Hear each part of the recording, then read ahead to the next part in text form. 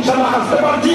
আগামীতে ইনশাআল্লাহ নির্বাচন হবে, প্রত্যেকের ভোট দেওয়ার সুযোগ করে দেওয়া হবে এবং ভোট দেওয়া ইনশাআল্লাহ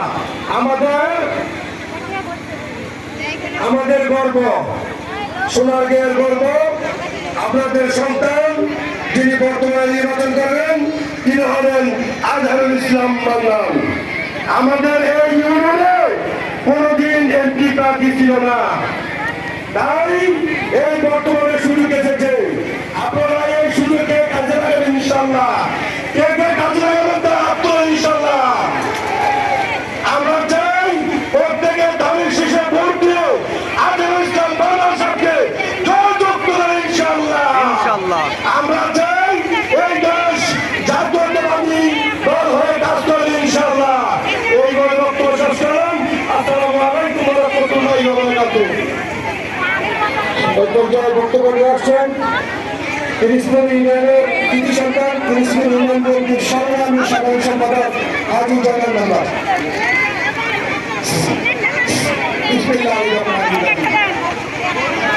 সম্মানিত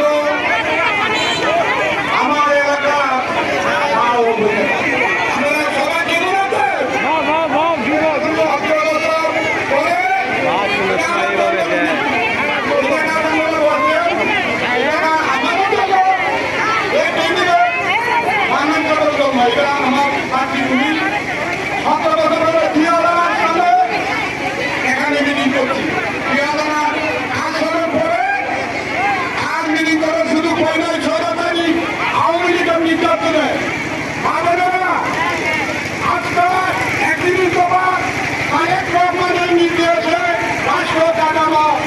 মেরামত করার জন্য আমার নেতা বলছে প্রত্যেক ঘরে ঘরে, প্রত্যেক লাভুরে, প্রত্যেক দোকান পাবে একটি বিধবা বার্তা পৌঁছে দেন।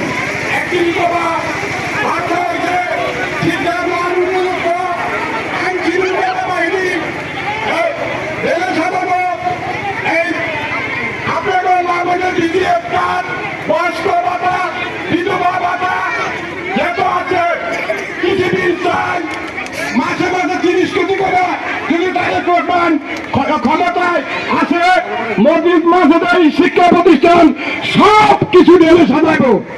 আপনারা চান না দেশ ভালোভাবে চলে। আর আজহারুল ইসলাম মান্নান আপনার কাছে আসছে এই এলাকার সন্তান। আপনারা মান্নানের একজন কর্মী হিসাবে প্রত্যেক ঘরে ঘরে ধানের শীষ মার্কায় ভোট চাইবেন।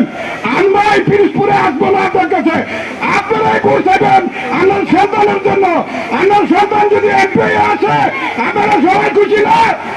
আপনারা সবাই ধানের শীষ মার্কায় ভোট দিবেন, সবাই বুঝাবেন আজহারুল ইসলাম মান্নান যদি এমপি হয়, এমপি আমরা এই পিরোজপুরের লোক এমপি হবে। মান্নান সাহেব এমপি হয়ে সংসদে গিয়ে আমাদের দুঃখের সুখের রাস্তাঘাট সবকিছুর উন্নয়নমূলক বক্তৃতা রাখবে দেশের উন্নয়নের করার জন্য। আজকে আমাদের বক্তৃতা দেওয়ার সময় নাই।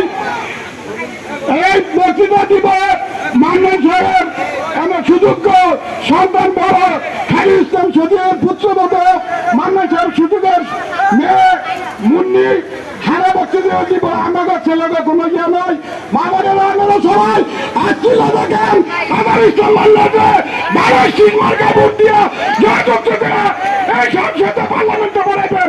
সবাই রাজি আছেন? আলহামদুলিল্লাহ আমার বক্তব্য শেষ করলাম। আল্লাহ হাফেজ। বাংলাদেশ জিন্দাবাদ, বাংলাদেশ জাতীয়তাবাদী দল জিন্দাবাদ, শহীদ জিয়া ওমর হক, খালেদা জিয়া জিন্দাবাদ, তারেক রহমান জিন্দাবাদ। ধন্যবাদ সবাই। বাবনকে আপনাকে ধন্যবাদ জানিয়ে আমার বক্তব্য শেষ করলাম। ধন্যবাদ।